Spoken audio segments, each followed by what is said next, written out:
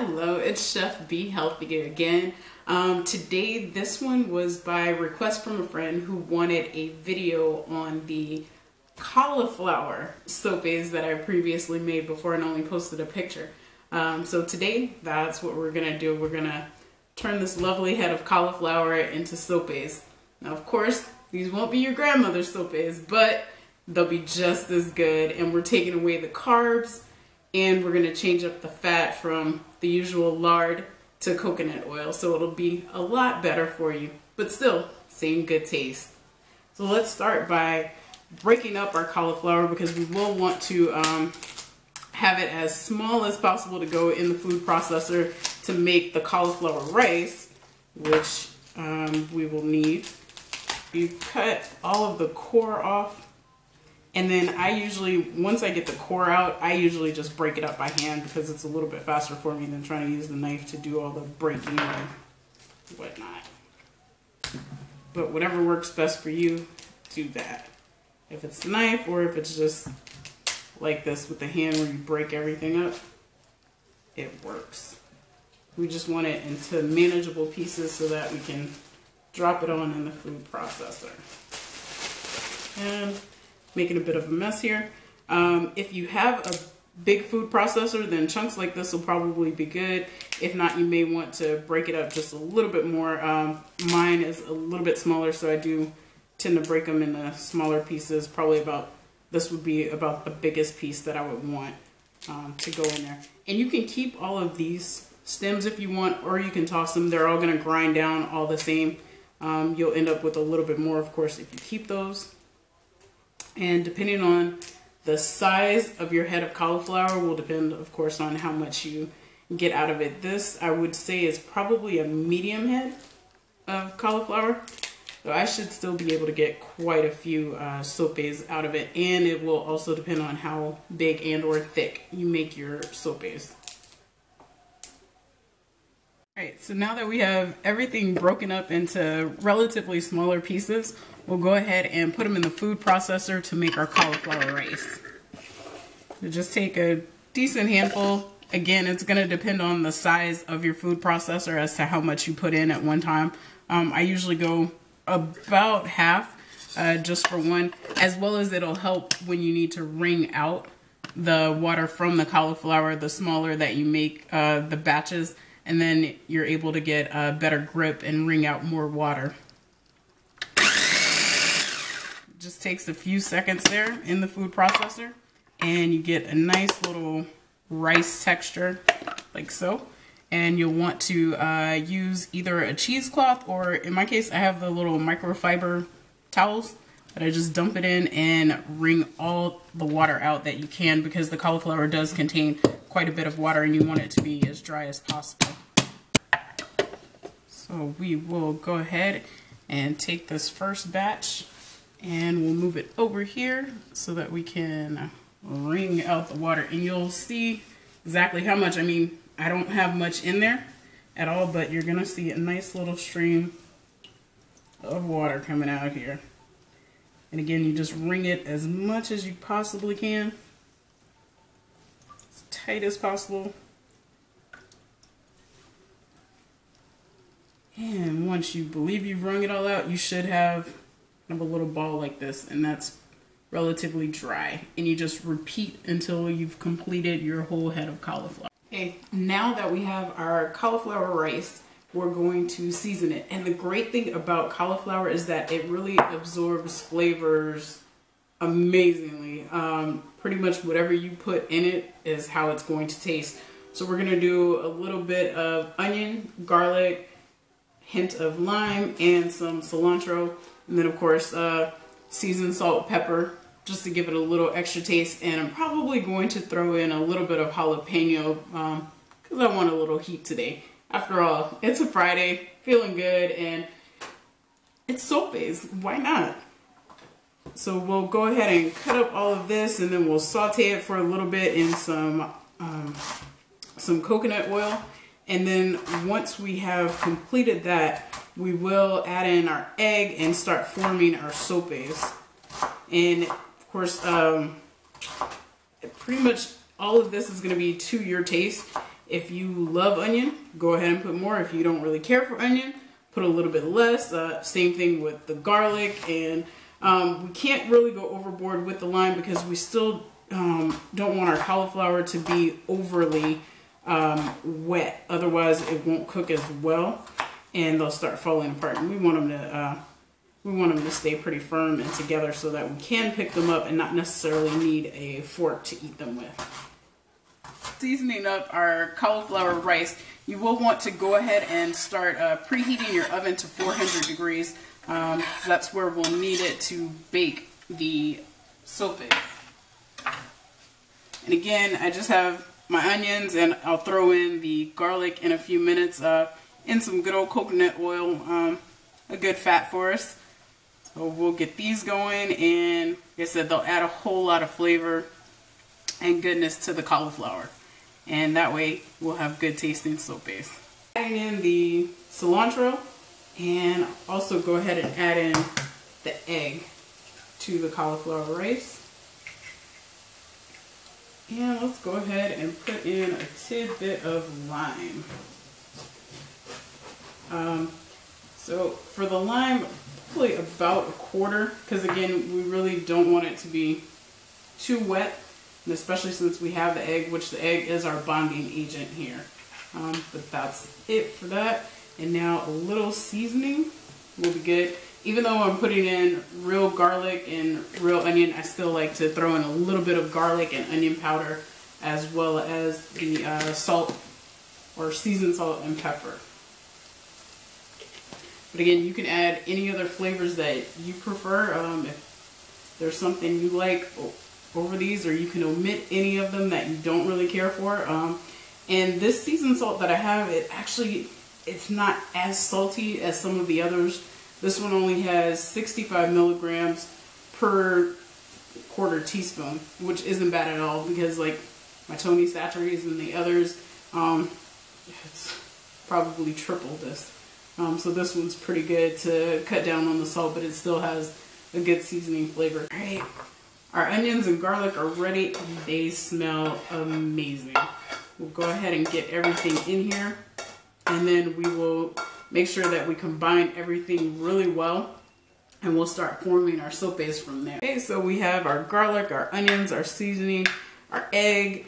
So we're gonna go ahead again and just combine everything to where it is all nice and cohesive.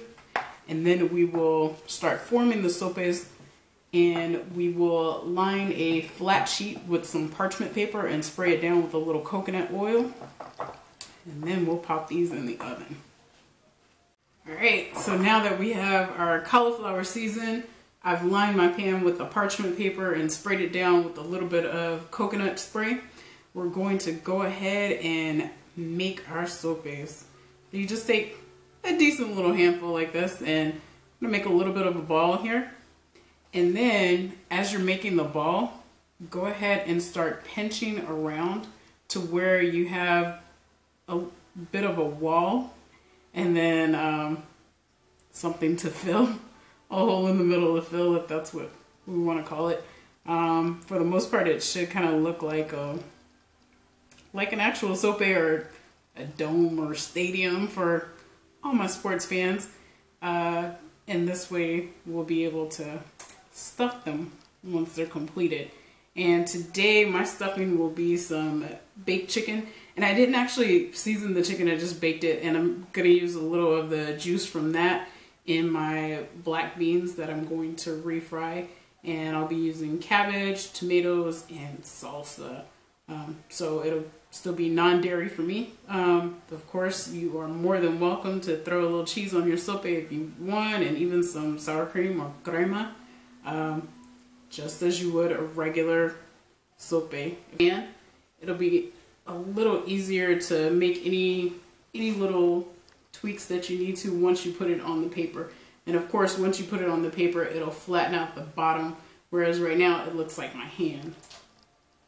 Just go ahead and slide it on the paper like so. And then go ahead again and just fix it up a little bit. Make sure you work the middle to where you do have have that hole so we can fill those. I want to say this is probably about 2 inches in diameter. You can make them a little bit smaller if you want, or a little bit bigger if you dare. Totally up to you, because again, these are carbless, so I mean, you don't have to worry about overdoing it there, as you would with a masa for a regular sope. And we are just going to repeat this process until the sheet is full. And if I have any extra left, may do something else with that later on. Maybe make a tostada or something with it. Alright, I finished making my sopes. I was able to fit 6 on this particular tray. I only have a little left for maybe one more later on. But to give you a little bit closer view, this is what you want them to look like here. Again, like I said, pretty much a dome. Make sure you do still have some decent thickness in the middle, otherwise it'll be too thin to pick up later, which normally isn't a problem anyway, because depending on how well you stuff them, they may fall apart and you may need a fork anyway. So we'll go ahead and spray down the top of them again, and then pop them in the oven. And we're going to put them in the oven again. The oven is heated to 400 degrees. We're going to let them bake for about 10 to 12 minutes, check them, and we'll flip them depending on how well they're baked at that time, and then put them back in for about another 8 minutes to complete cooking. And I will make mention, I did not microwave my cauliflower rice. I haven't actually tried that technique. I know that's what most people do with the cauliflower rice before they start making any formations or anything with them. Again, I haven't tried it, so I'm not sure how it changes the texture or anything like that, but so far so good. Without me microwaving it, my creations have turned out quite well. So I'm gonna stick with this for now, for today, but if you normally microwave your cauliflower rice, then go for it. So let's go ahead and pop these in the oven, and then we'll get to fixing up the top ones. Okay, since unfortunately I do not have any black beans on hand, all I have are canned black beans. Still gonna go ahead and make my refried beans with those. I have drained and rinsed the beans just to get out any extra sodium. Even though it does say no salt added, I'm sure there's still some extra sodium in there that I do not want. So I do have my coconut oil nicely heated. Go ahead and throw in the onions. And also with the canned black beans, we have a little bit faster trick for those who are in a time crunch to make their own refried beans. And of course, black beans are a little bit better for us. They have more protein than the regular pinto beans. And then with the coconut oil, of course, it's a better fat than lard, and you get a nice little buttery flavor. It doesn't really taste all that coconutty for those who are a little leery on coconut oil. It does give more of a butter flavor than just coconut. So we're going to let these saute a little bit, but we're not going to fully saute them because we do want to throw the beans in and let them cook all together. And we'll throw the garlic in last. And I do have here also the broth from my baked chicken, because we may need that to help liquefy the beans as we start mashing them up. So that way we'll have a little extra flavor in there as well. So now that my onions are a tidbit translucent, go ahead and throw in the garlic, and right behind the garlic will be the beans. So as the beans start to cook, that's when we'll start mashing. And you can add seasoning to this as well. Just a little bit of your basics, salt, pepper. If you want to throw in some jalapenos, lime, cilantro, all of that is good. The more flavor to me, the better. So go for it. Beans are starting to cook in with our onions and garlic, so we'll go ahead and start mashing them up. That way they'll have even more time to absorb the flavor, and this is the refrying process, hence the name refry, because they were cooked once, but now we're going to fry them. And you just mash until you get some nice creamy beans and they're no longer whole. But I reserved some of the chicken broth to pour in to help take away some of the thickness to where they're nice and creamy. A little bit of salt and pepper, and I will put in some cilantro and lime as soon as I finish mashing them up here. See that they are starting to get thick and creamy, which is what we want.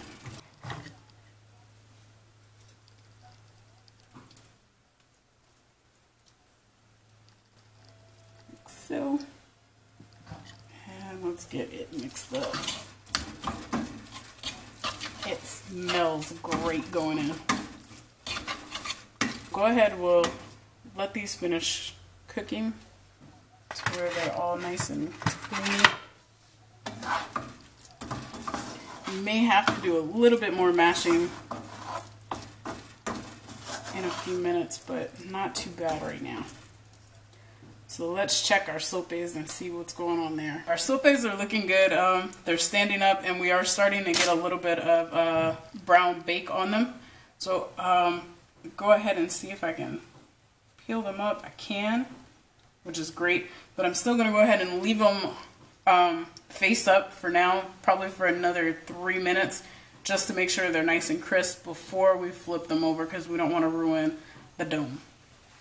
Alright, so back to the beans. They've been cooking a little bit more, and they're creaming out really nicely right now.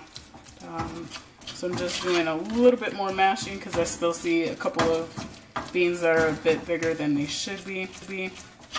And I'm going to go ahead and mix in a little bit of the chicken broth. Because as you can see, it is thickening up the way that it should be, but we want to cream it out now.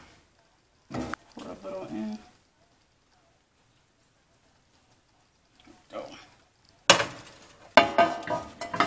Alright, and let's make these creamy.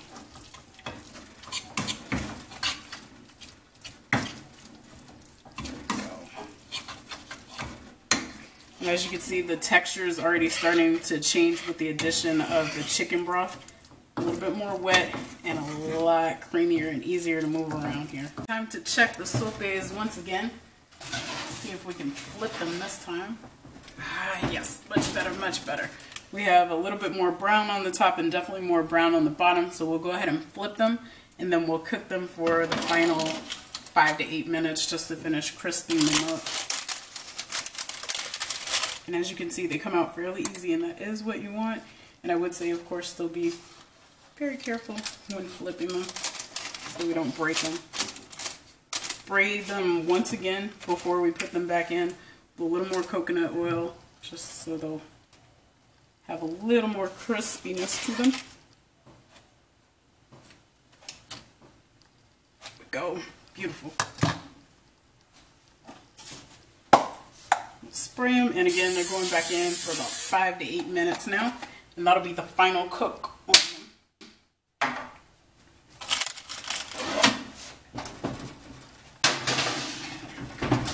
And our beans are finished as well. They're nice and creamy, just the way I want them. Right now for our final check on the sopes. Perfect. They look great. So we will flip them back over and then get to assembling. Alright, now we're down to the fun part here. I went ahead and I grabbed 2 of the sopes and I threw in some of our yummy black beans, and as you can see, you are able to hold them. They aren't breaking apart, which is great. That means we did a good job on them. So now I have some tomatoes, shredded cabbage, chicken, avocado, cilantro, and some green salsa. And of course, you can top them however you like, whatever you prefer. I was looking for some red salsa, but I don't have any, so I'll go with the green. It's gonna be, at least I'll have tomatoes to break up the color there. So I'm putting in my cabbage and some of the chicken, tomatoes, and some avocado here.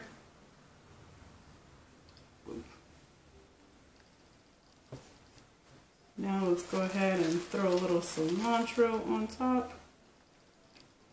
Go. go. And last but certainly not least, the salsa.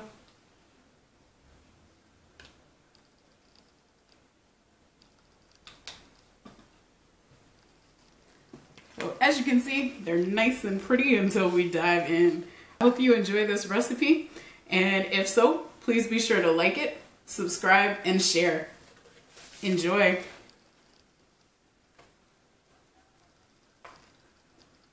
Definitely not grandma's sopes, but they taste just as good.